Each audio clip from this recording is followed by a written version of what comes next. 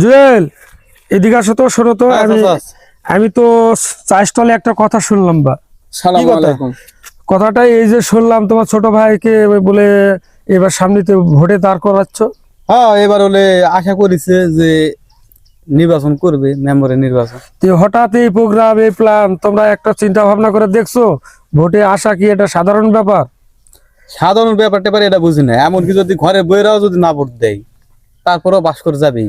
এটাকে নিয়ত করে ফেলছো? হ্যাঁ, এটা অনেক টাকা পয়সা খরচা আছে বাবা। এই টাকা পয়সা নষ্ট করে কি তোমাদের কি লাভটা কি? টাকা পয়সা তো আসে যায়, কিন্তু সম্মান তো আর পাওয়া যায় না। যদি হয় হলো, এত কিছু ভেবা চিন্তা লাভ আছে? তুমিও তো জানেন যে তুমি একদিন মরবিন।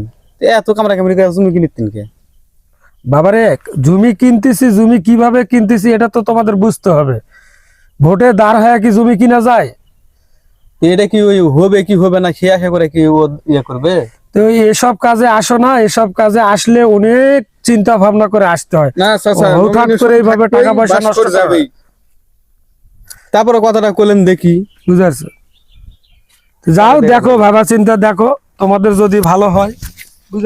কেউ ভালো চাই এটা কোনো সময় যাবে, বাস করে দেওয়াই লাগবে।